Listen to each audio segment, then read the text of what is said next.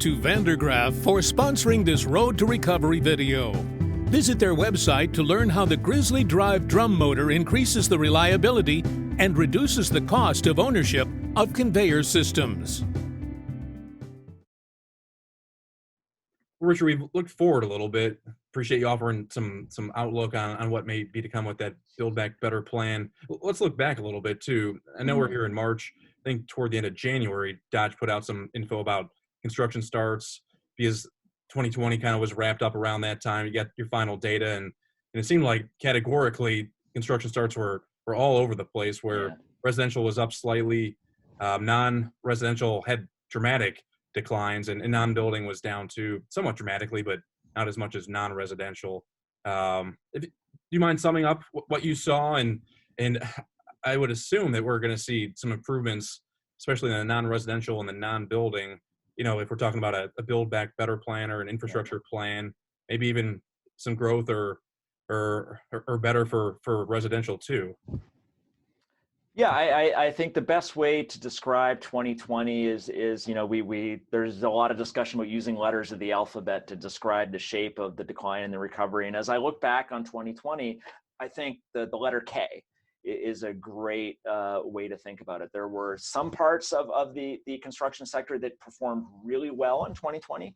Single family, you mentioned, as more and more Americans tried to search for affordability as well as space and push that single family market out to the suburbs and beyond.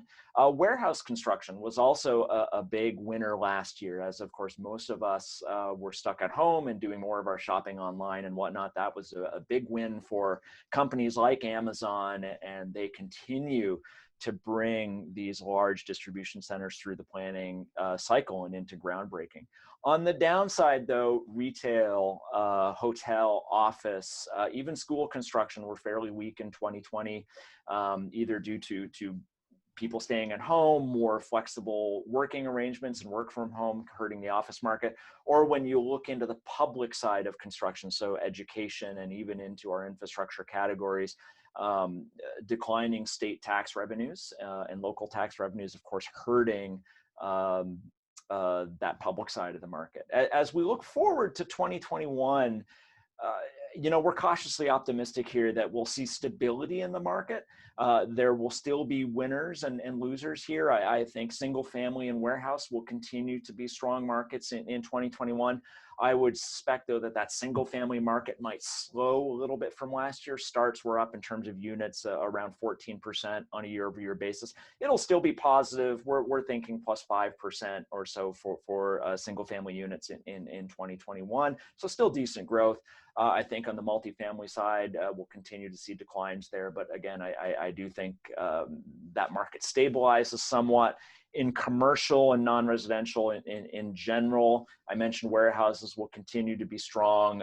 We do expect growth in the office sector that will be fueled by data centers. We do include those large server farms as office construction, as well as renovations in the office market as landlords and developers pandemic proof, you know, prepare for workers returning to the office once more vaccinations take place. I think on the public side of non-residential building, fairly slow growth there as well. The damage done to state and local budgets will take a long time to repair, even with the money set aside in the COVID relief package. There's still a pretty deep hole there. And then over on the infrastructure side, we do expect to see fairly tepid growth there. When you look at the appropriations process, the appropriations bills that were passed towards the end of December, for the most part across transportation and transit, it was flat funding, and the same for environmental, public works, sewer and water. The EPA and the Corps saw essentially inflationary gains in their budgets.